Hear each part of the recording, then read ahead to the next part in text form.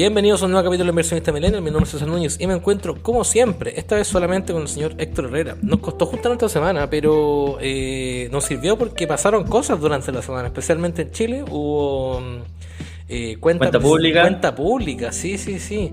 Y no sé, Héctor, ¿cuáles fueron tus primeras impresiones de la cuenta pública? Yo por un tema de hora, claramente no la alcancé a ver, sé yo las diferencias, igual cuesta verla. ¿Cuál fue tu impresión de la cuenta pública? No sé si la viste, no sé qué es como el ánimo que encontraste, qué es lo que te quedó.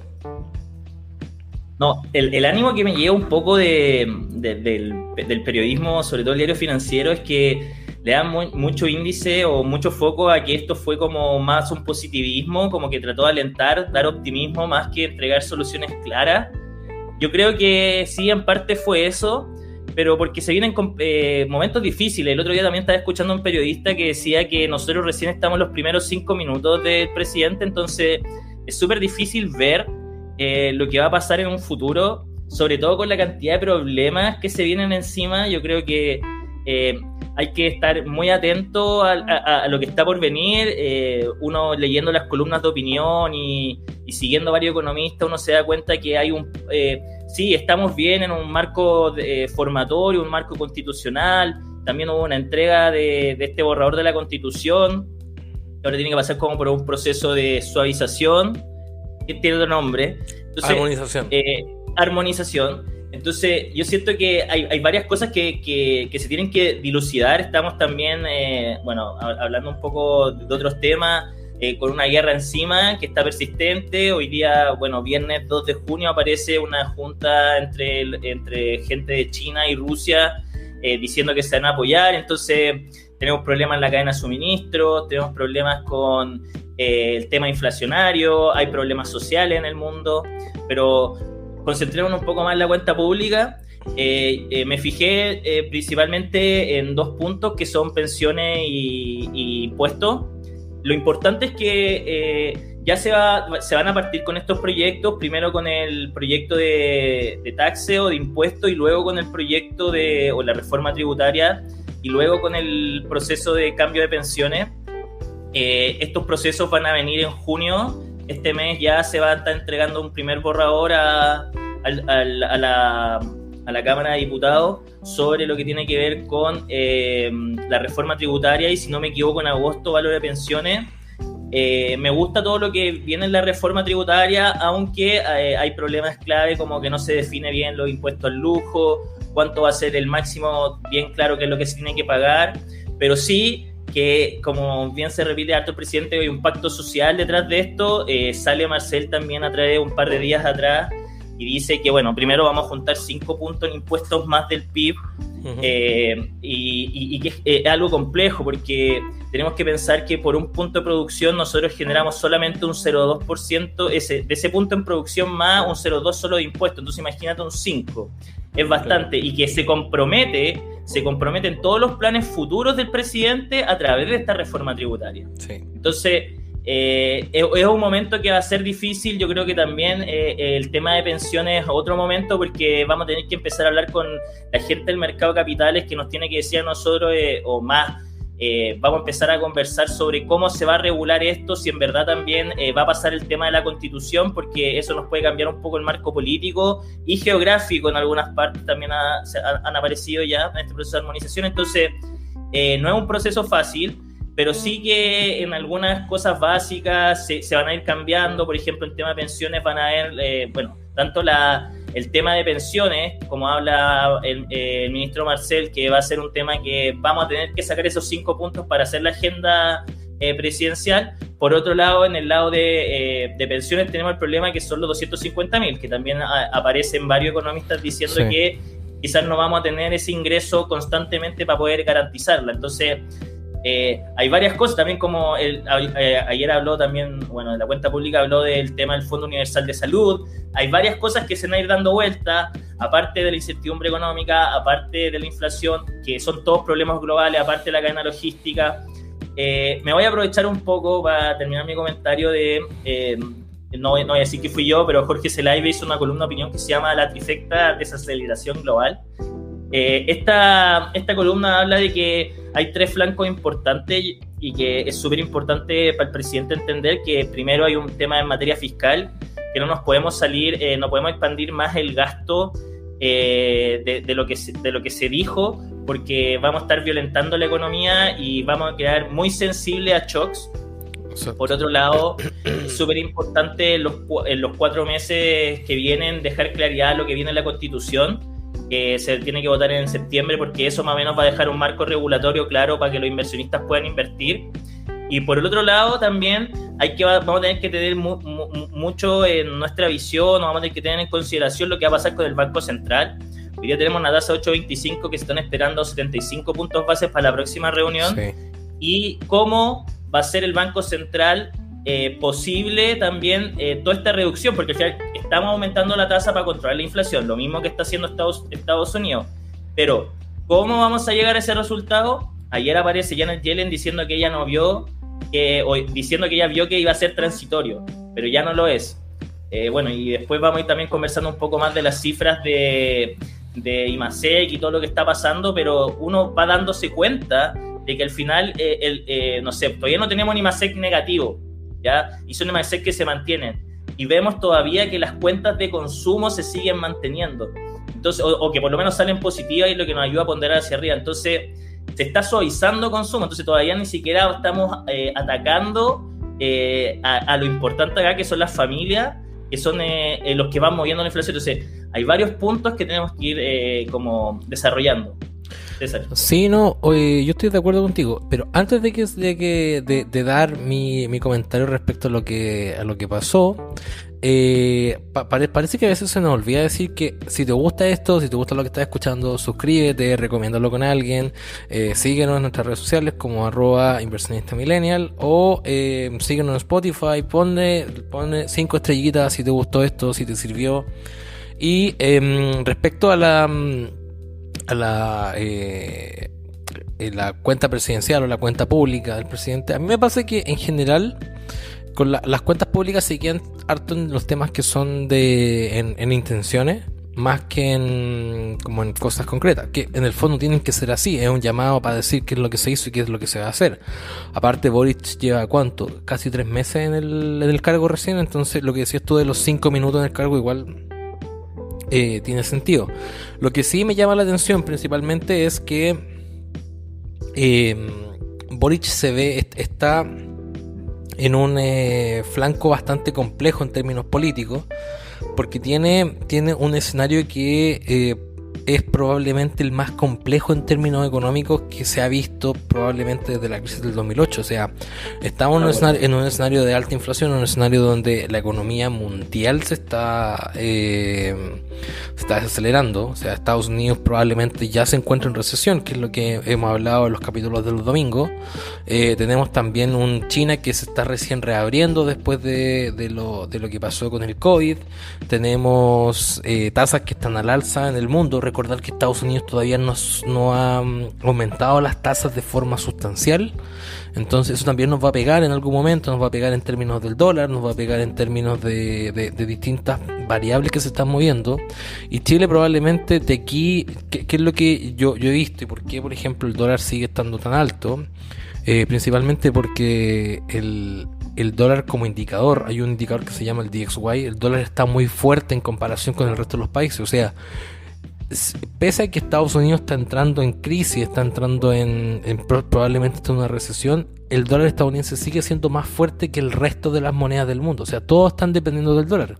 Entonces la Reserva Federal empieza a subir las tasas para evitar que exista más dólar. El dólar va a escasear y probablemente vamos a ver un efecto en el dólar que va a ser importante, porque Estados Unidos va a priorizar salvar su economía ante cualquier con cualquier fin, sí.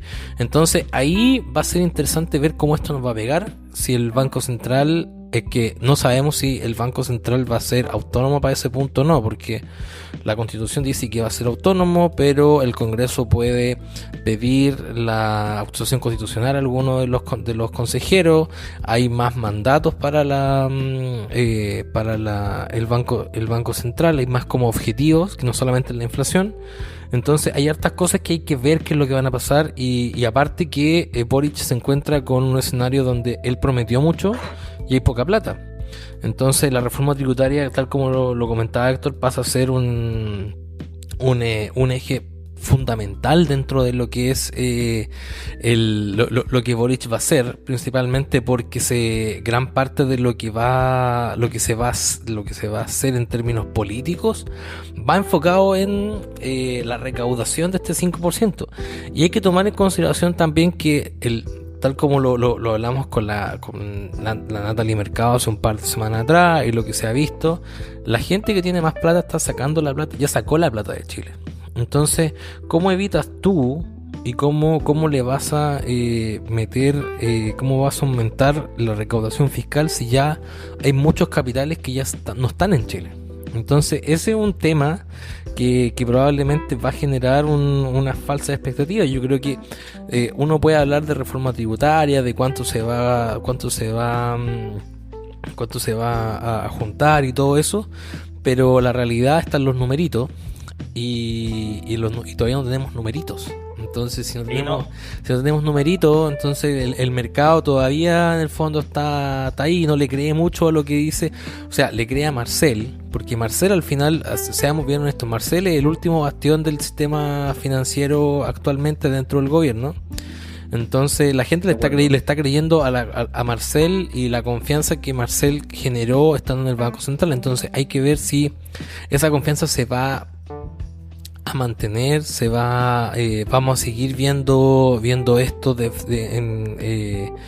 forma más se va a mantener en el fondo con lo que Marcel va a hacer, o vamos a ir viendo que Marcel va a ir perdiendo poder dentro del gobierno, va a ir perdiendo poder dentro, o va a ir perdiendo credibilidad. Entonces ya hoy día, por ejemplo, vimos una toma en el Banco Central por parte de Eduardo Ortega y Roxana Miranda, que no tiene, diciendo que el Banco Central en el fondo no es autónomo, sino que responde a la UDI. Entonces hay que ir viendo qué tanto se va a ir diluyendo esto de las fake news. De acuerdo.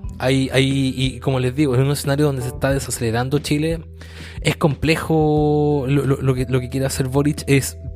Yo no diría que es complejo y ambicioso al mismo tiempo, y hay que ver cómo lo va a manejar. Yo creo que ese es el gran desafío que tiene.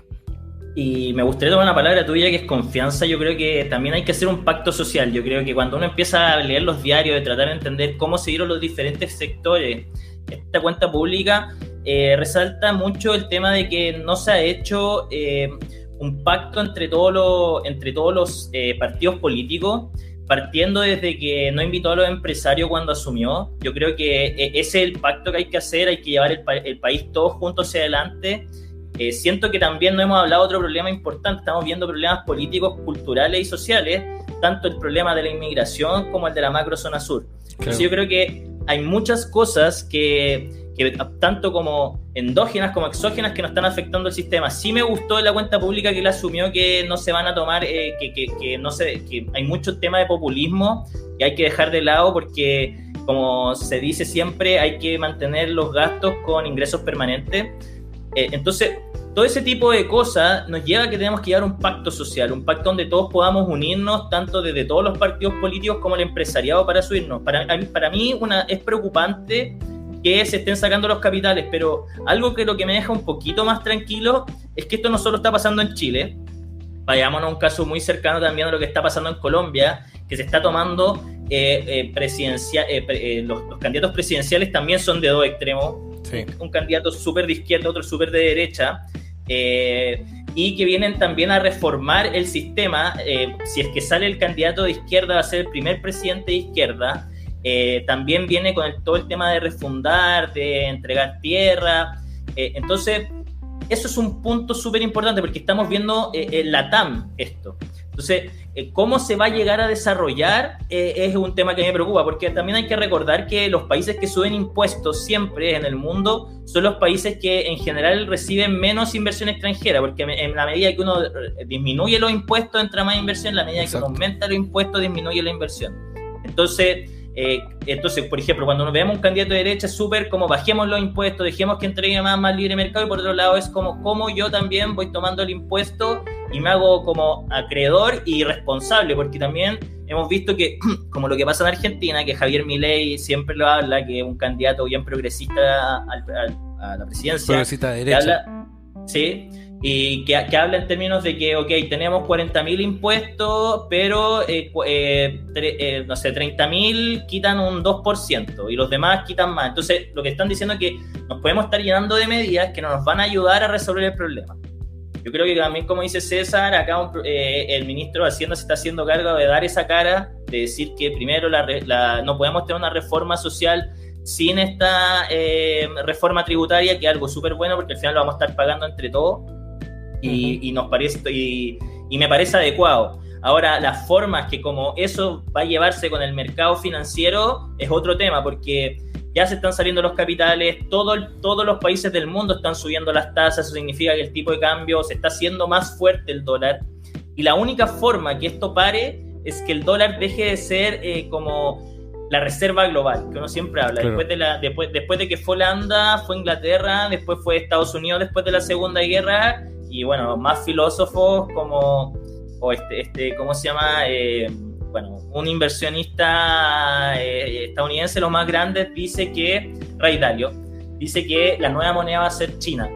Entonces, dando todas esas perspectivas medias filosóficas, políticas y económicas, pensando en un futuro, si es que fuera así y nos desacoplamos del dólar, va a haber un problema grande.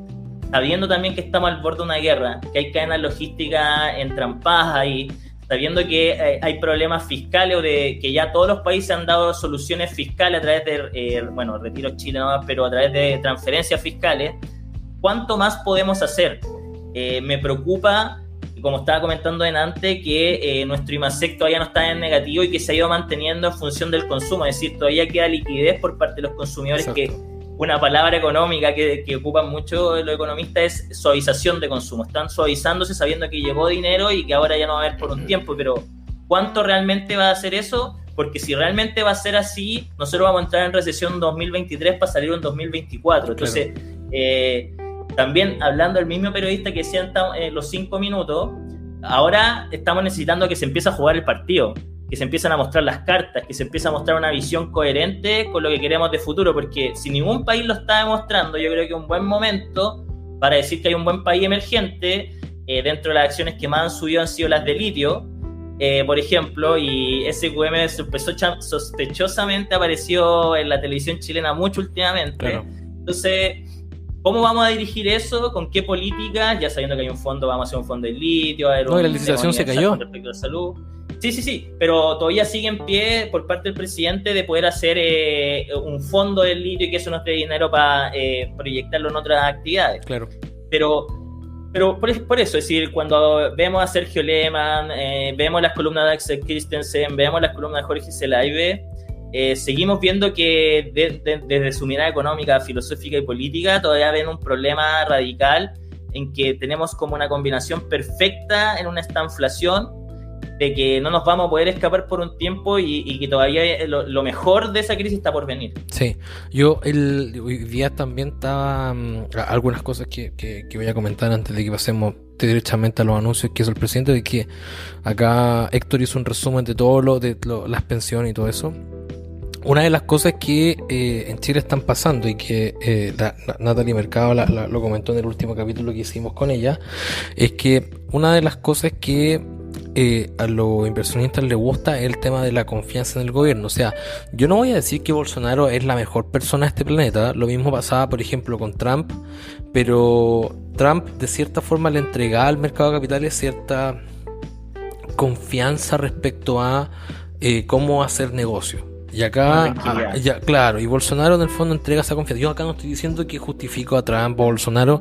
Es más, yo soy bien contrario a gran parte de las cosas que en términos políticos hacen, pero en términos económicos, que es lo que decía Natalie Mercado, que en el fondo, en términos económicos, el que mueve las cosas en Brasil es el ministro de Hacienda, y en Estados Unidos era Jerome Powell en su momento. Entonces, en el fondo es lo mismo. El tema lo que pasa acá en Chile es que gran parte de las instituciones que hay, ya sea el Ministerio del Interior,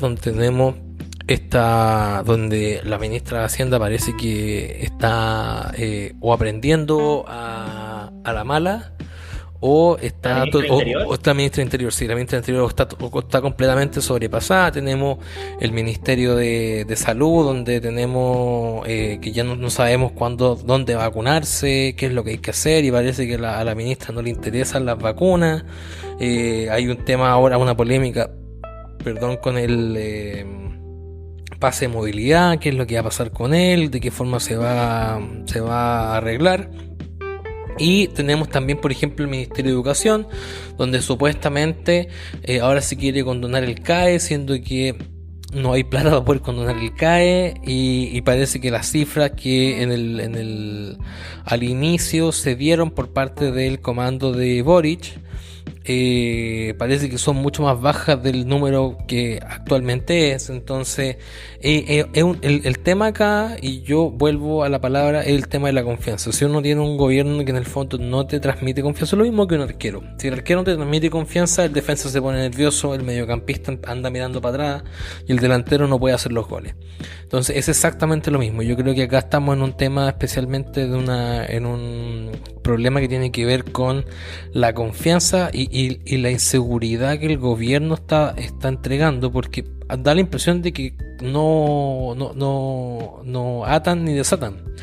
Entonces, más con la convención al otro lado, que no son capaces, tiene el tema de la violencia en la macrozona sur, o sea, es un tema que lleva meses, incluso desde el gobierno anterior, y el solo hecho de decretar el estado de excepción ya fue una polémica, porque el Partido Comunista no quería, hay partes de Apruebo Dignidad que no quieren. Entonces hay un tema acá, y lo conversamos hoy día en la mañana con Héctor, que en caso de que y acá me voy a poner bien político, porque la política al final le pega a las finanzas y le pega a la economía de cierta forma.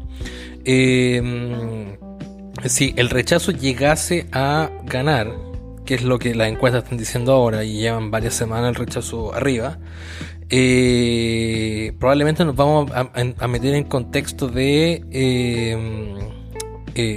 estallido social 2.0, o sea, vamos a entrar a ese nivel de contingencia, porque en el fondo mucha gente va a entrar con es el todo o nada, y en el fondo eso es lo que, o sea, yo estoy de acuerdo con Héctor de que tienen que haber de cierta forma estos pactos sociales o todas estas cosas que se tienen que dar, pero hasta qué punto el oficialismo, especialmente los partidos que son más en el fondo apretados, o más normativos desde el punto de vista de que quieren que todo se haga a su pinta, hasta qué punto están ellos dispuestos a ceder en pos de un bien común. Entonces yo creo que eso es lo interesante, y hasta ese punto es lo que llama la atención. No sé cuál es tu punto final, Héctor. Si quieres podemos revisar especialmente el tema de lo que es pensiones, que es lo que más lo que quizás nos queda un poquito en el tintero, antes de que sigamos. Yo creo que más que pensiones, las cosas que dijo el presidente fueron tres súper claras. Bueno, en agosto se enviará el proyecto de ley que reformará el sistema previsional, entonces ya sabemos que hay una fecha, un proceso de diálogo social con participación de trabajadores, empleadores y expertos. Entonces ya se hace algo más de empezarnos a preguntar un poco cómo vamos a desarrollar este tema. Claro. También me importó mucho el tema que se reafirmó que no se van a volver a perder estos ahorros que tenemos provisionales, y yo creo que es un gran punto, porque no podemos aceptar un cuarto retiro. Yo creo que ahora ya que no hemos gastado esa platita, o sea, sería como el sexto retiro ya, pues, y el cuarto y el quinto se murieron en el camino. Entonces yo digo, ya sí, es un punto, pero yo digo que se respete un punto ya también de una política social. No podemos seguir pensando de que van a llegar 30 o 40 años más y el 40% de Chile no va a tener una solución, porque significa que vamos a ser un siguiente país pobre y que la gente no va a querer venir a trabajar, el talento se nos va a ir. Y no estoy hablando porque solo lo piense yo, eso es lo que demuestra también los papers, lo que demuestra la historia económica en el mundo, que la medida que van pasando este tipo de cosas, los países se van empobreciendo, van perdiendo sus leyes, no hay respeto por la Constitución, no hay inversiones claras, la gente se va, las inversiones se van, el talento se va, y ¿qué nos queda? No lo quiero decir porque quizás no va a pasar, pero hay problemas de corrupción graves después. Entonces, es algo que también nos tenemos que preocupar nosotros, de cómo de respetar eso y de que la gente en un futuro que tenga dinero en este país pueda recomponer un poco eso. Yo creo que como se tiene que recomponer a las víctimas o de todas las cosas que han pasado, como siempre habla el presidente, también vamos a tener que recomponer peso a peso lo que también se perdió, porque es increíble pensar que va a haber gente que no va a tener con qué jubilar, entonces ni los 250,000 pesos, porque hagamos los 250,000 pesos más inflación, ya a 20, 30 años, va a ser nada de dinero. Y tampoco es como que nosotros vamos a poder decir, no, vamos a poner 50 industrias productivas y vamos a hacerlo crecer a 500,000. Y yo creo que también el sueldo, el tema del sueldo, un tema también contrainflacionario. En definitiva, subirte el sueldo hace que todo esté con los precios más caros podamos seguir consumiendo, no nos caigamos tanto y que no haya tanta disparidad entre la gente que gana poco y la que gana un poco más, que ya son, no sé, 400,000 pesos, pero que se distribuyen a lo largo de Chile en el 70% de la gente. El último punto que el de la PGU, que después de los 65 te vaya a ganar gratuitamente lo menos como 250,000, me parece bien. Hay que tener un compromiso fiscal detrás de que sea con ingresos permanentes. Me preocupa un poco que ya hay economistas que se están preguntando cómo se va a hacer. No me preocupa la medida porque siento que es buena. Por lo menos en Chile derechos sociales tenemos bien poco. Bueno, yo estoy en contra, por ejemplo, que la gente después pague contribuciones a cierta edad y todo, pero si queremos generar un plan que realmente gane balotaje, que realmente apoye a Chile, va más por quitar y darle a otros, sino va por crecer en industrias productivas, crecer en talento, crecer en un país donde todos queramos, porque quizá después en un mundo súper globalizado, ya mucho más 360, que ahora vamos en un web 3 donde yo puedo entrar a Dubái en 5 minutos, quizás yo no voy a necesitar trabajar en Chile y quizás voy a ganar desde allá y quizás en un momento no voy a ir para allá. Entonces hay que ir viendo qué políticas vamos a ir haciendo como país para que incluso los mismos migrantes nos ayuden a hacer crecer el país. Hay que recordar que los países como Canadá y Estados Unidos dependen de su base migratoria, y su base migratoria lo hizo crecer como país por muchos años. Sí, por los judíos. Lo hicieron desarrollar. Sí, los judíos en Canadá, toda la inmigración que llegó en Estados Unidos. Es decir, los países migrantes son países ricos porque tienen trabajo, no vamos a decir no calificado, pero sí que se puede cobrar un poco menos, y que ese trabajo hace que haya más industria, que haya más consumo y que haya más productos y que todos podamos subir los sueldos y que todos vivamos más felices. Pero si americano. Pensamos... Sí, el sueño americano. Entonces también, y ese es un problema que hay que verlo, porque qué tan desarrollado tenemos las ciudades también para la migración, campo-ciudad. El otro día estaba leyendo eso, que en definitiva, hoy día toda la gente está trabajando a través de su computador. Cada vez hay menos trabajos como de construcción o como ir a la fábrica, ese tema. Entonces, ¿cómo nosotros también, esto es otro tema de política pública, cómo hacemos nosotros también que los nuevos hubs o los nuevos ejes de trabajo estén soportando toda la gente que va a empezar a emigrar, que está adquiriendo conocimiento, que son los primeros estudiantes que vienen a Santiago? Entonces, ¿cómo decirlo así? Generar el producto no es tan fácil como distribuirlo. Y ya subiendo 5 puntos va a ser un problema. Yo solamente quiero hacer un comentario de la incertidumbre, que se vienen puntos importantes, ya sea como la Constitución, el tema de la guerra, cadenas logísticas, políticas fiscales, tasas del Banco Central y bueno, y también un poco de lo que va a ser el contexto económico latinoamericano. Ya se ve siempre muy, ¿cómo decirlo así? Con mucha incertidumbre, dado que tenemos un presidente, no sé, en Perú, que ya es de una izquierda que está incomodando, en Colombia, que también lo más probable es que el candidato de izquierda es el que sale, el que tuvo más votación, y así vamos a ir con los siguientes países formando un bloque. Entonces, eso es lo que me preocupa.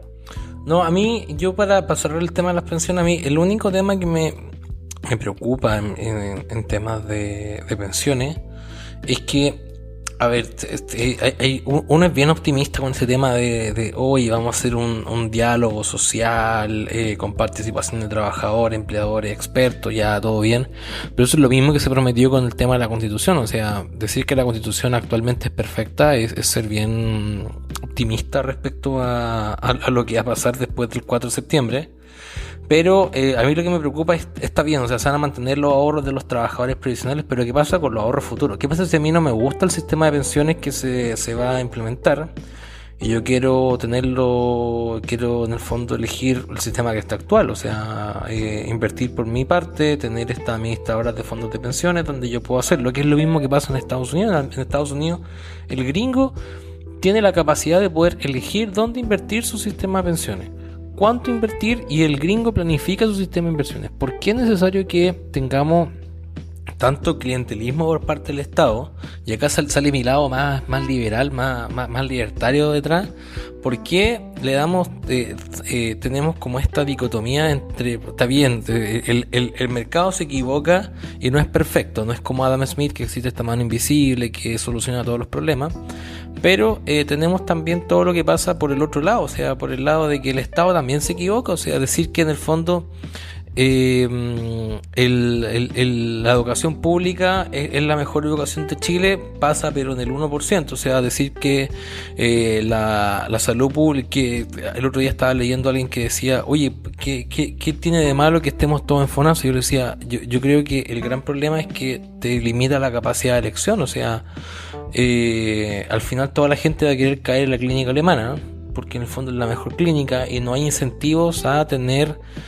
Si la gente quiere pagar una millonada para poder atenderse, que lo puede hacer. O sea, en el fondo yo creo que hay un tema de elección, y al final el Estado, si lo vemos, está en términos de empresa, y acá sale, insisto, mi lado liberal detrás. Yo igual creo que el Estado tiene ciertas cosas que hace bien, pero mi lado liberal me dice por qué el Estado si lo vemos como una empresa, es la empresa que a veces hace cosas mal y pide más plata para poder solucionarlo y lo sigue haciendo mal. Entonces, en una empresa normal, muchas de esas cosas, de esos proyectos estarían cancelados, pero dado que es en el fondo el Estado, que es el monopolio de probablemente la recaudación fiscal, tiende a ser flanco de problemas, especialmente en temas de políticas públicas. Entonces hay un tema ahí que hay que solucionar, hay un tema que hay que ver, como nosotros lo comentamos cuando Boric fue electo. Hay un tema de señales y de confianza, y hasta el momento creo que el gobierno está al debe en temas de señales y de confianza, no solo para su sector político, sino yo creo que para el país. Y la convención también ha dejado harto que desear en temas de cómo se manejaron, qué es lo que quieren para Chile, y armar una constitución que en el fondo beneficie mis intereses como operador político por sobre los beneficios de Chile. Entonces hay que ver qué es lo que va a pasar y qué es lo que está pasando. Pasamos a Estados Unidos, y probablemente acá nosotros lo conversamos esto en la mañana con Héctor cuando estábamos conversando, y ayer Elon Musk mandó un correo a los altos ejecutivos de Tesla diciéndoles que se acabó el teletrabajo, o sea que ya no era aceptable que ellos trabajaran desde su casa, y que mínimo deberían estar 40 horas trabajando en la fábrica. ¿Cuál es tu opinión de lo que Elon Musk dijo, Héctor? No, Elon Musk es un genio porque siempre genera tendencia, pero yo creo que en su sentido, porque yo leí las noticias y estuve viendo hartas noticias con respecto a esto, porque aparte no solamente sale como en CNBC Estados Unidos, sino que es portada de los grandes diarios de negocios de todo el mundo y de los memes y todo. Me parece que es una buena política, porque él habla de que, claro, él hace un producto mundial de alta calidad, y él duerme en la fábrica. Durmió en su momento. Durmió en su momento, sí. Pero él dice como que normalmente él pasa en la fábrica, la gente que trabaja lo puede ver y todo, y que tiene que volver. Yo creo que también es un tema de que si vienen tiempos difíciles, yo creo que, por ejemplo, hoy día estaba leyendo que, no sé, toda la gente que está ganando, le acabo de enviar un meme a César que decía como short o corto en acciones de tecnología y comprar todo lo que tiene que ver con oil and gas, porque es lo que está subiendo de precio y que la gente que lo hizo está ganando mucho dinero. Entonces, bueno, acá aparece desde que Tesla tocó su punto máximo, ya han pasado casi un mes y medio, que fue 1100, y hoy día está bajo los 700, están en torno a los $700. Con Twitter pasó lo mismo. Entonces yo creo que está tomando una forma como más de patrón de fondo y decir, oye, hay que trabajar, hay que ponerse porque no se vienen tiempos fáciles. Ahora, sí quiero recalcar que Tesla es una empresa que consecutivamente tiene buenos flujos de caja, es decir, una empresa buena. Ya, es decir, no es que sea una empresa mala y que va a bajar, no, una empresa que constantemente está entregando más revenues que los semestres anteriores, que le está yendo mejor todos los quarters, y es una empresa de las que te dicen como value investing o Warren Buffett o como inversiones de valor, que tú tienes que como meterte en este tipo de empresas que sean, que te entreguen a ti flujos de caja constante y con un buen proyecto futuro en su modelo de negocio.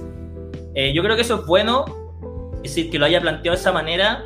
Ahora yo creo que es un tipo de trabajo, llevándolo a otro punto de vista, ya que hoy día el modelo híbrido está para quedarse. Hay muchas compañías ya, uno se mete LinkedIn y, bueno, FlexJob y todas las plataformas, y hoy día ya te están ofreciendo un trabajo híbrido.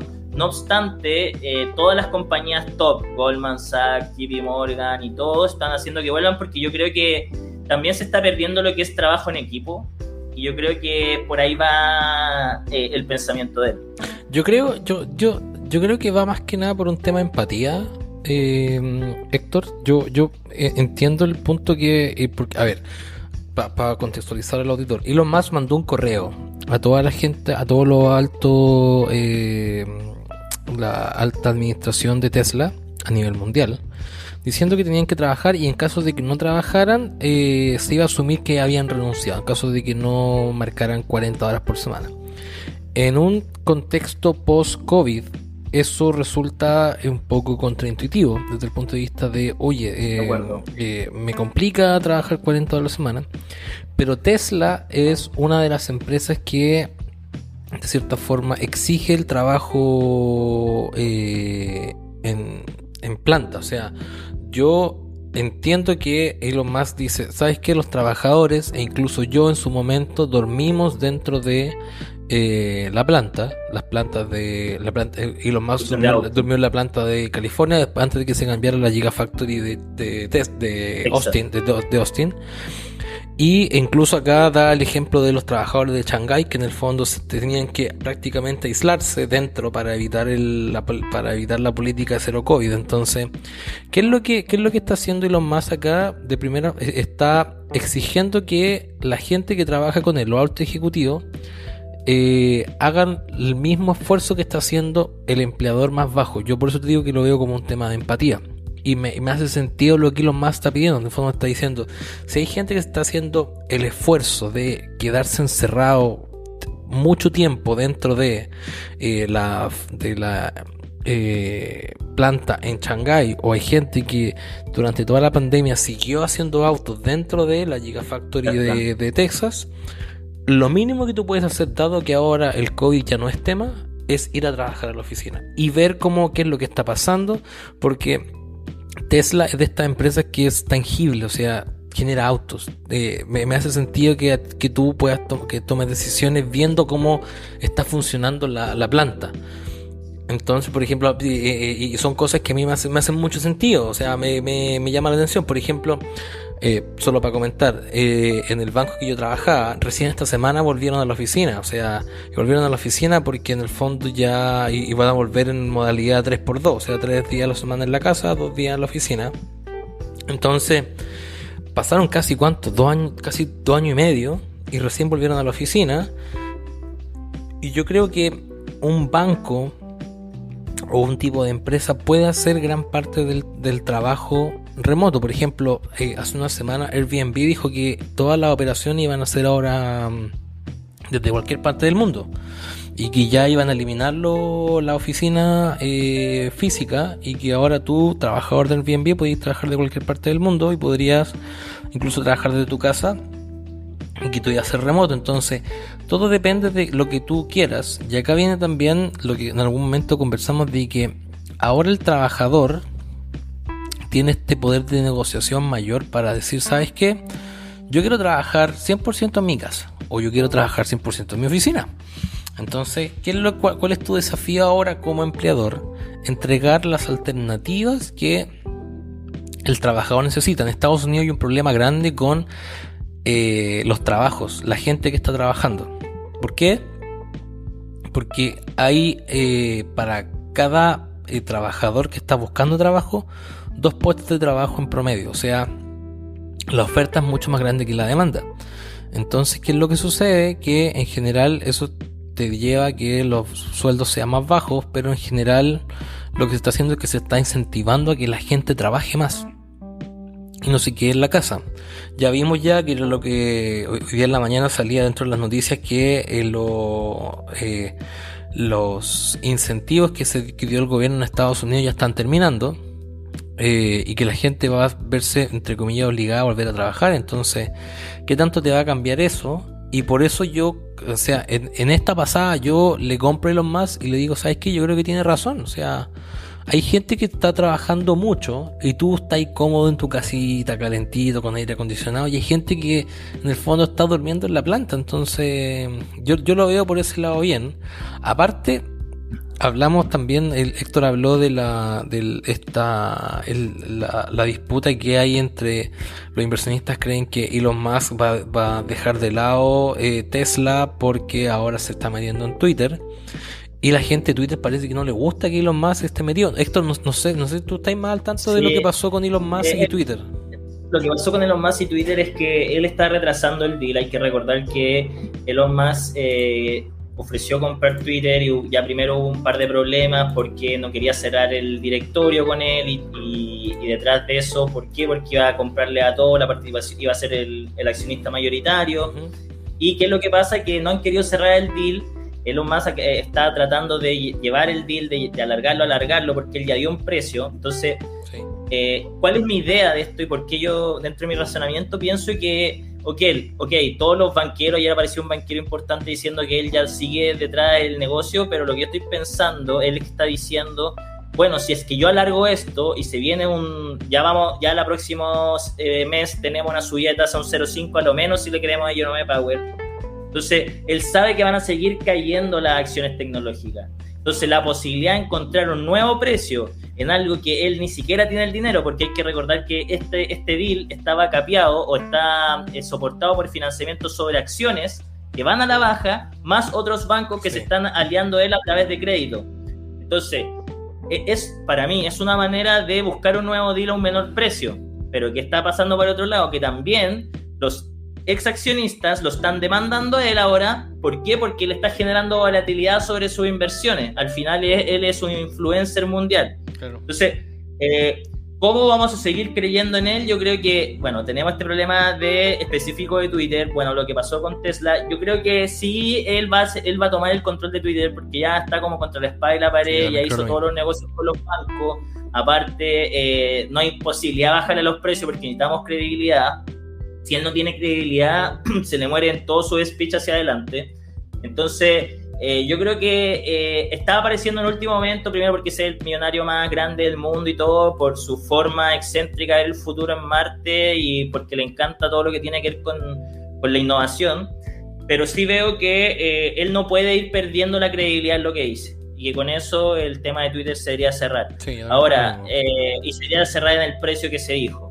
Yo creo que es imposible que después ofrezca otro blog, ofrezca otro monto de dinero, porque te estaría primero metiendo, ya tuviste un problema en entrar al board y ofrecerle a todo. Casi él quería hacer lo que se llama un takeover, o quería tratar de comprarle todas las acciones de una, no haciendo una OPA o no haciendo una oferta pública de acciones. Claro.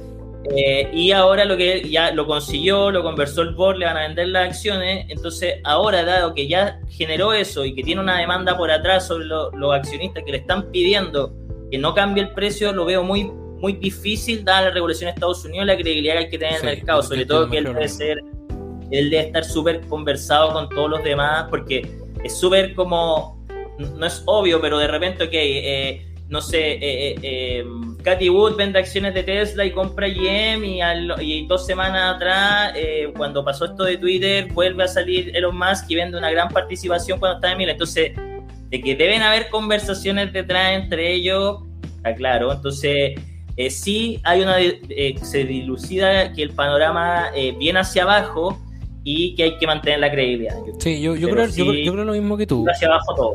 Yo creo lo mismo que tú, pero el gran problema que tiene Elon Musk es que a ver, el problema con Tesla ya lo conversamos. El problema con Twitter, yo creo que el gran tema que tiene es que Elon Musk siente que Twitter, especialmente el CEO de Twitter, le está escondiendo información. O sea, hace un par de semanas se habló que él tenía cierto tema de los bots. El tema de los bots, o sea, el tema de estas cuentas que son automáticas. Y supuestamente salió el CEO de Twitter diciendo que había una estimación, pero que no se la podía decir a Elon Musk, pero Elon Musk es uno de los accionistas mayoritarios, entonces no tiene sentido porque él no puede saber. Renunciaron, creo que sí, renunciaron dos gerentes de Twitter. Y Elon Musk está diciendo que Twitter está dominado por el Partido Demócrata y por todo esto que tiene que ver con la cultura woke, que es como la cultura de la reivindicación de la justicia social. Entonces se está metiendo en la pata de los caballos y está complicando bueno, el deal se va a demorar como 6 meses en salir. Entonces igual es un tema todo lo que pasó con el deal y todo lo que está pasando con Twitter. Pero yo entiendo, o sea, a los accionistas que en el fondo están protegiendo su interés. O sea, yo no veo nada raro en hacer eso. Pero al mismo tiempo me llama la atención que Elon Musk esté como tan... no quiero decir agresivo, quiero decir tan confrontacional en temas que a veces son es como Trump, como que Trump de repente se metía en la pata de los caballos de forma gratis y le costaba salir y después se desdecía de las cosas que le pasaban. Entonces, no sé, a mí me parece que Elon Musk se está metiendo en un tema complejo con Twitter. Yo creo que si lo quiere cerrar bien va a tener que cerrarlo rápido y hay que ver qué es lo que va a pasar, porque Twitter, la gracia de Twitter, a diferencia de por ejemplo Facebook o Instagram, que al final es la misma empresa, o Snapchat o otra empresa, es que Twitter te sirve para informarte. O sea, gran parte de las agencias de noticias, agencias de ministerios, presidentes, todos tienen Twitter. No toda la gente tiene Instagram, pero todos tienen Twitter y todos publican noticias dentro de Twitter. Entonces Twitter tiene como este nicho, que es un nicho especialmente de noticias que son rápidas. Son 280 caracteres máximo. Entonces tiene como esta cosa de que uno se puede informar de forma rápida, puede seguir ciertas cosas. Las noticias también son muy rápidas en Twitter, entonces tiene esta ventaja que otras redes sociales no tienen. Y hay que ver qué es lo que va a pasar. O sea, yo insisto, Elon Musk tiene razón en el tema de los trabajadores, pero se está metiendo en la pata de los caballos y se está complicando con Twitter. Último tema, Héctor, que no lo hemos conversado. No, antes de ese tema, bueno, quería hablar un poco también de lo que ha pasado en Estados Unidos. Yo creo que está complejo el tema. Jerome Powell prometió 2 subidas de tasa de 50 puntos y se está esperando que sea así para que se siga creyendo en la confianza del Banco Central, dado que lo dijo. Y están esperando bajar la inflación, porque si no, de alguna otra manera va a tener que subirla. Sí. Se ve afectado también, bueno, están subiendo las tasas, esto haciendo que llegue más flujo de capitales, que el dólar se haga más fuerte. Eso también a ellos lo hace ayudar a mantener su país. Están teniendo problemas también por otro lado. Estoy viendo que hoy día mandaron un paquete de $700 millones como en armas, y ya Rusia lo estaba tomando como una confrontación. Sí. China se une con Rusia, Europa cayendo en recesión. Bueno, sí o sí, igual va a ser, como dijo George Soros, que va a ser la pelea de como Estados Unidos y todo el occidente contra Rusia y China. Bueno, tiene una visión bien fatalista. Él dice que hasta que va a llegar el mundo. No, es bien progresista George Soros. Y, en Estados Unidos dicen que el que financia Antifa. Bueno, ahí Donald Trump no era muy amigo de George Soros en su momento.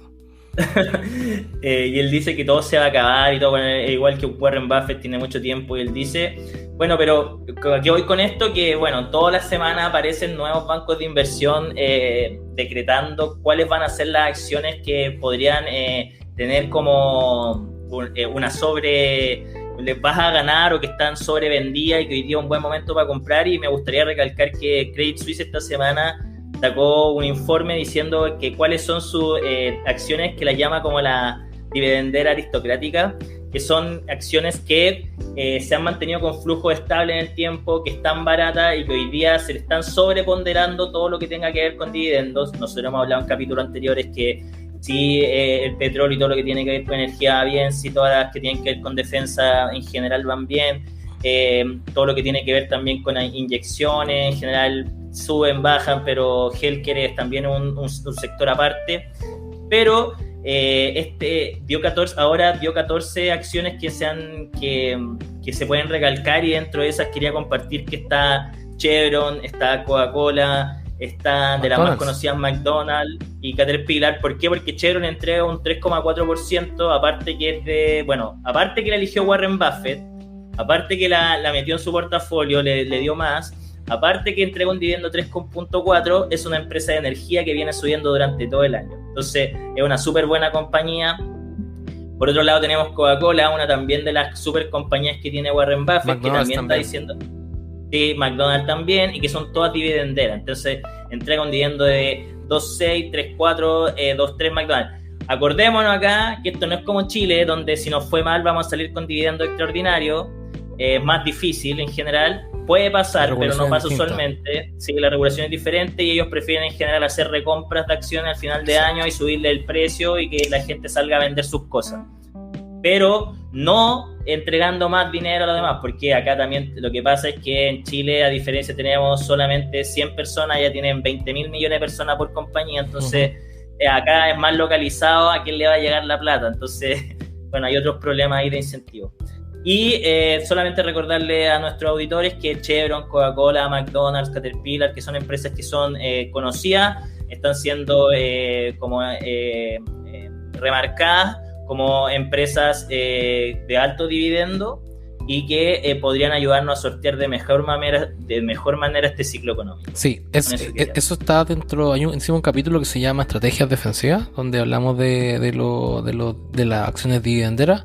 Esto no lo interpreten como recomendación financiera o aviso financiero o consejo financiero, solamente para comentar las noticias.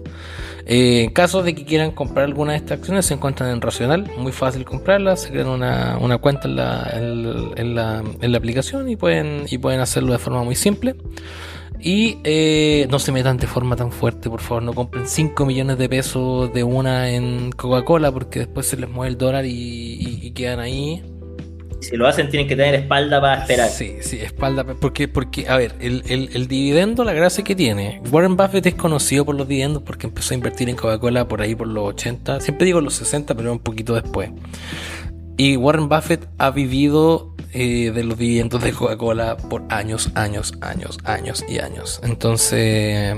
y él lleva mucho tiempo, y él dice al final que hay una frase muy buena que en su momento lo comentamos, que es: el mercado financiero es el mecanismo para que el paciente le quite el dinero al impaciente. Entonces hay que tener paciencia con esto, especialmente en épocas complejas. Hay que tener paciencia y ver en el fondo con calma qué es lo que está pasando. Finalmente, comentar como último tema de nuestra pauta lo que pasó, y no lo hemos comentado en este podcast, lo que pasó con Terra Luna. O sea, en un momento, como yo lo comenté, que se fue de la Luna a la Tierra en algún momento, porque en el fondo todos creemos que era nuestro siguiente salvador. Yo estaba invertido un poco en Terra Luna, tenía como $100 metido en Terra Luna, pero era por un tema de diversificación, pero tampoco fue como... Pero hay gente que perdió todo, o sea, hay gente que de un día para otro perdió todo. Y acá, como para explicarlo, o sea, estaba un poco... El modelo de negocio era muy bueno, tenía una fundación detrás, tenían backup, sí. Había mucha gente con plata, pero lo que también se habla es como que hay gente que, las ballenas o la gente que compra y vende mucho estas monedas, lo hicieron caer y que hay detrás como hoy el sistema financiero, porque también es verdad. Entonces, ¿qué va a pasar después de esto, César? Si podéis seguir comentando bien la noticia. A ver, solo para comentar, lo que pasó con Terra Luna era es una criptomoneda que estaba indexada a un protocolo o a un tipo de red, digamos que es una red. Y habían dos principales monedas que funcionaban de forma complementaria. Estaba el token Luna y el token que es la stablecoin, que es la que supuestamente sigue el movimiento del dólar, que se llamaba UST.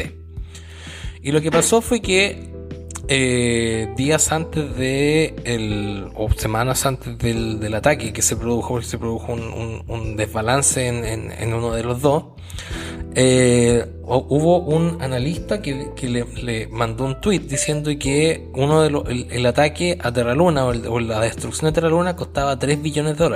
Con la destrucción me refiero a que entre Terra Luna y UST, que eran las dos monedas, funcionaban como una balanza. Y lo que pasaba es que estas se balanceaban entre sí. No voy a entrar en detalle porque la matemática detrás es media compleja. Lo que hay que tratar de entender es que es una moneda algorítmica, que en definitiva todas las monedas están backupeadas, son soportadas por ejemplo, por dólares, por euros, por oro, por lo que sea un método de intercambio uno a uno. Eso es normal, las algorítmicas funcionan de otra forma. Funcionan como les decía yo, que era como una balanza. Comprar y vender en función de que se mantenga un precio. De que se mantenga un precio. ¿Y qué es lo que pasó? Que pusieron, para llevarlo a lenguaje normal, le pusieron mucho peso a un lado de la balanza y el otro lado de la balanza no se pudo compensar. Y cuando se compensó, ya la balanza... Teníais Terra Luna UST menos de $1, entonces tenía un arbitraje. Exacto. Y el arbitraje hacía que después de un rato, es decir, jugabais todo, rompíais el algoritmo, y después te queda un arbitraje que lo único que hacía era que tu moneda se estabilizara en puras cosas. Entonces lo que pasó fue que Terra Luna pasó de valer $100 a valer cero en 3 días. Entonces eso y hay gente que perdió todo, o sea, en el Reddit de Terra Luna había gente que estaba diciendo que se iba a suicidar, como en la crisis del 29, o sea, en la crisis del 29 se remarca. Yo me acuerdo cuando estaba en el colegio y uno veía los libros y salía como, te mostraban de forma muy gráfica la gente tirándose de los edificios, pero en el fondo... Al 2008 cuando se tiraban al metro. ¿Pasó eso el 2008? Sí, yo me acuerdo de un video que vi como un banquero así se tira al metro. Probablemente. Pero, y ahora lo que pasó es que el encargado de esta fundación, que es Don Kwon, que es un coreano de Sur Corea, no de Norcorea, anunció como un plan para poder revivir la Fundación Terra Luna y anunció el lanzamiento de Terra Luna 2.0. ¿Qué es lo que pasó? Que anunció como un plan de compensación. Entonces, por ejemplo, el otro día había un tweet que me llegó donde había una persona que decía: mira, invertí $300,000 en Terra Luna y me llegó como compensación $59. Entonces como que le daban las gracias al tipo por haberle dado la compensación de forma como satírica. Pero al final el Terra Luna, y acá volvemos al tema de la confianza. Yo creo en ¿qué es lo que sucede en temas de confianza con la Fundación Terra Luna, la fundación de lo que pasa con Don Kwon y lo que pasa al final con el mercado de las criptos? O sea, yo dudo que los maximalistas de Bitcoin en el fondo se vean afectados por todo esto lo que pasó. Lo mismo pasa con Ethereum, que son protocolos que son grandes, donde tienes una cantidad impresionante de gente revisando los códigos, revisando las cosas que están detrás.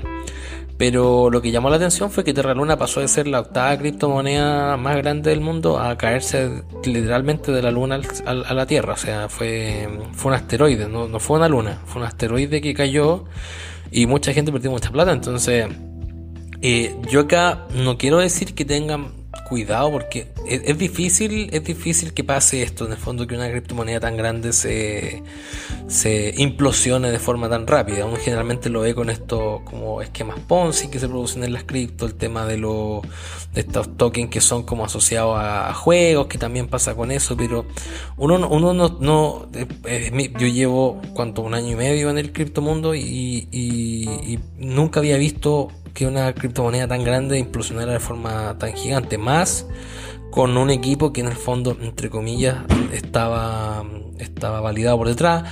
Acá, para que la gente me diga, oye, pero ¿cómo tú sabes? Hay certificaciones, hay auditorías que se le hacen a los códigos para revisar que en el fondo no hay como ataques cibernéticos, hackers que se metan. Entonces, pasar todo eso y que aún así te destruyan tu economía con el token, igual llama la atención. O sea, es un llamado de atención y cosas que van a pasar. O sea, ya Estados Unidos anunció que se iba a meter en el tema de la regulación de las stablecoins, y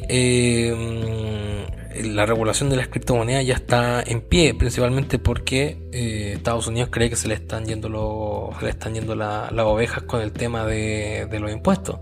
No sé qué están llevando plata. Que no. Sí. Hay varios puntos que quiero recalcar. Claro, ese es un muy buen punto, porque al final tú decís, oye, ¿sabéis para qué tanta? Bueno, hoy día hay varios países, no recuerdo bien, pero debe ser Portugal y otro más que Alemania, y va un poco más, que no te cobran por transacción en cripto. Pero yo creo que es tan grande el mercado. Se dice que Europa tiene como, no sé, el 20% lo italiano, el 10% estadounidense. Hay varios, como 10% de países que tienen estas monedas y no se está cobrando un impuesto, y es plata que está en un mercado que ni siquiera está regulado. Exacto. Y de repente, y recién se está hablando de sacar el SWIFT. Y eso me parece chistoso, porque al final como que dice, ya Mastercard dice, puta, ¿sabéis lo que vamos a hacer? Vamos a sacar el SWIFT, que el SWIFT es un código que te permite mandar dinero de un país a otro, pero que te cobran unos fees o plata gigante, ya, mucho dinero.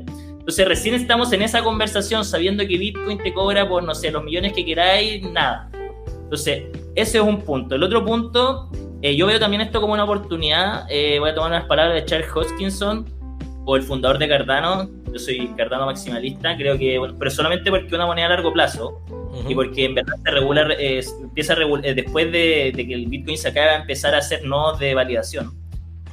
Yo lo que veo más también es que veo una oportunidad, porque ellos hablan de que, bueno, de a poco se están matando los malos proyectos. Entonces está como el que hablamos en la administración, donde descremeo, hay una filtración de los malos jugadores. Recordar que, bueno, siempre se dice de los millones de proyectos que existen, hay como un 5% que son buenos. Entonces yo creo que esto ayuda. Y esto mismo me va, como por ejemplo, en el último momento han aparecido noticias de Shiba Inu, hablando que hay transacciones de accionistas de estas monedas que se están saliendo y que se están borrando todos los tweets. En definitiva va a venir un shock grande, y van a salir varios del mercado. Entonces, sí. Ese es un punto que también hay que ir tomando. Quizás no va a salir Polkadot, no van a salir Polygon, que hoy día están siendo como cadenas o bandas, como se llaman, Ledger dobles de otras de Ethereum. Ya no vamos a seguir hablando de eso, pero es un buen punto para el mercado. El tema también que me está asustando un poco mucho, el tema de la seguridad. Yo creo que, estamos viendo que Solana está recibiendo ataques demasiado frecuentemente en su protocolo. Como que le están sacando plata, que le están cambiando los códigos, sabiendo que es una de las monedas que tiene mayor proyección. Exacto. Estamos teniendo problemas de seguridad con esta, que era el segundo proyecto, que iba a ser el nuevo Bitcoin.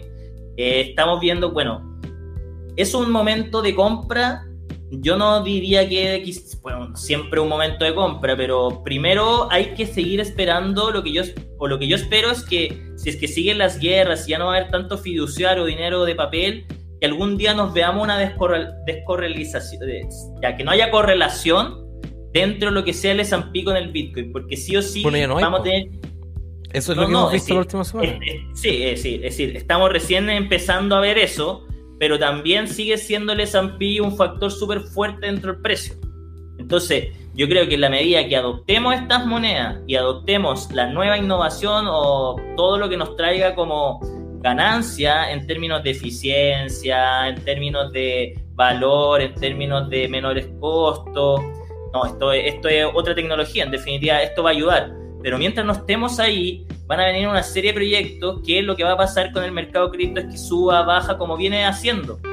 Pero ahora estamos en un bear market, pero también vi otro economista que dice, no ha habido ningún bull market que no haya matado los límites anteriores. ¿Qué quiero decir con eso? En definitiva, cada vez que ya hemos empezado a subir, existe un bull market, siempre se han ido matando los all-time highs, o el último donde fue el precio más caro. Sí. Ahora, otra cosa que me gusta mucho es que también hay varios economistas y Shark Tank y todo, Kevin O'Leary, que dice, ok, este va a ser el quinceavo, sextoavo sector del S&P. Yo le creo más a eso. El 12avo sector del S&P.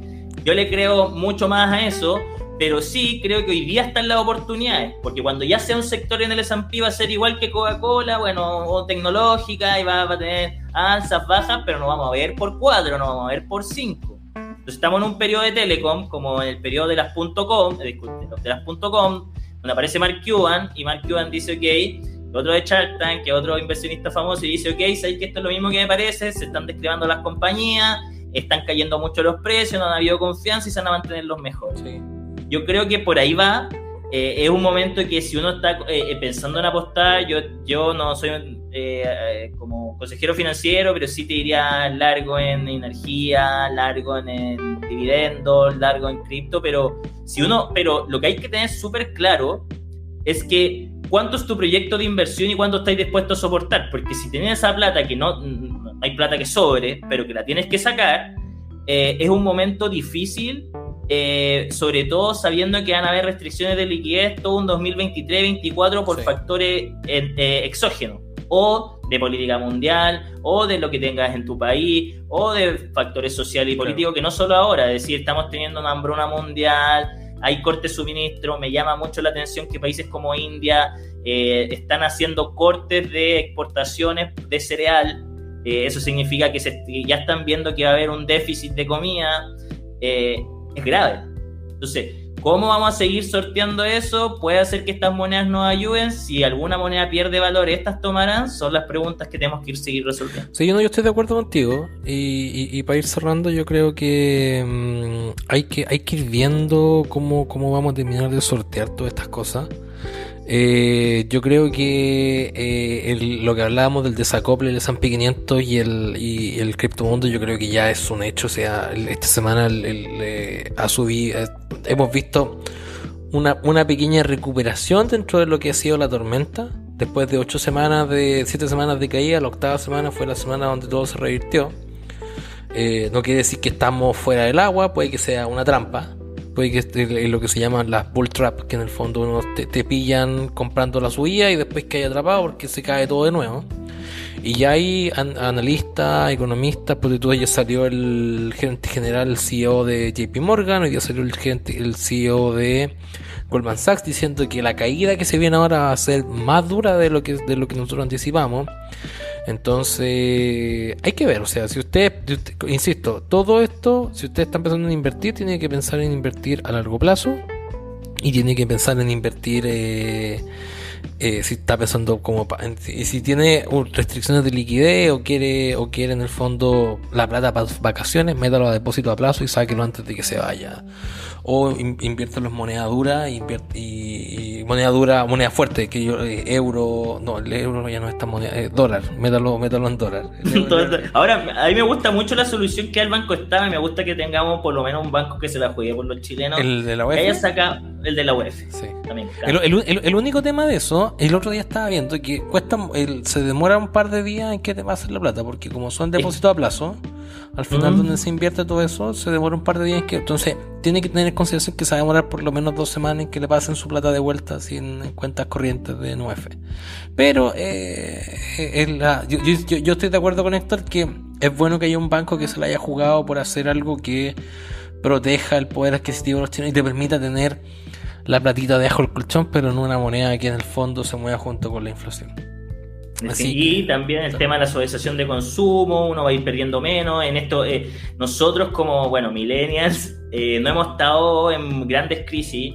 Yo me acuerdo que para el año 2008 aparece, no sé si estoy bien, pero aparece, no sé si era Ricardo Lago, quién estaba, pero decían que era el tiempo de las vacas gordas y que cuando nosotros... Yo me acuerdo, estaba en la universidad y decían, no, es que este es el tiempo... No, estáis locos, no estábamos en la universidad, ¿no? 2008, estaba en el colegio. Bueno, el colegio, me acuerdo que decían el tiempo de las vacas flacas se alimenta con vacas gordas, nosotros tenemos superávit fiscal y vamos a salir de esta, y en Chile no se sintió. Y lo que me acuerdo era que en general siempre decían no se sintió, pero ahora vamos a volver a tener una crisis como nuestros padres tenían, donde faltaban las cosas, escaseaban, habían pérdidas de empleo masivas. Y se va a ver pobreza, pero y se va a ver una gran pobreza, y eso es Latinoamérica in situ. Pero ahora estamos recién volviendo a ver un nuevo ciclo económico. Sí. Eso me preocupa. Sí, no, yo estoy de acuerdo contigo, y también se va a ver, y eso que no hemos hablado del mercado inmobiliario, que el mercado inmobiliario es una bomba de tiempo, tanto acá como a nivel mundial. Eso lo podríamos hablar el domingo con mi otro... Pero pero hay que tener un buen analista, porque yo no creo que sea una bomba, porque yo creo que el día que pase eso, vamos a tener a la gente en la calle.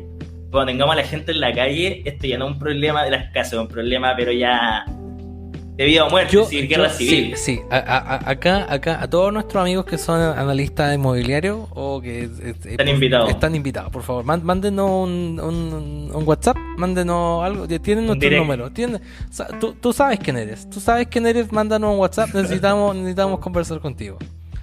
Sí. Eso, nos quedaron temas pendientes, Héctor, pero yo creo que los podemos dejar para un poquito más adelante. O sea, han pasado otras cosas y está interesante, sí, hay varias cosas por pasar. Hay muchas cosas pasando. En finanzas siempre pasan cosas interesantes. Y yo me había tomado unos días de vacaciones y me ha costado volver, y hoy día como que me enchufé así bien en todo lo que está pasando. Eso, los dejamos invitados a que nos sigan en nuestras redes sociales. Vamos a estar subiendo algunas otras cositas. Se vienen, como se dice, se vienen cositas por parte de Inversionista Millennial. Está como siempre, todos los meses tenemos el informe financiero con la Universidad de Santo Tomás. Y probablemente saquemos por ahí algunos invitados que tengan que ver con la universidad. Hay que planificar los invitados, hay que ver qué es lo que va a pasar. Pero como siempre, síganos en nuestras redes sociales, síganos en Spotify, pónganle 5 estrellitas al Spotify por ahí. Esto también está en YouTube, así que nos pueden seguir en nuestro canal de YouTube, y suscríbanse a todo para poder invertir en su futuro.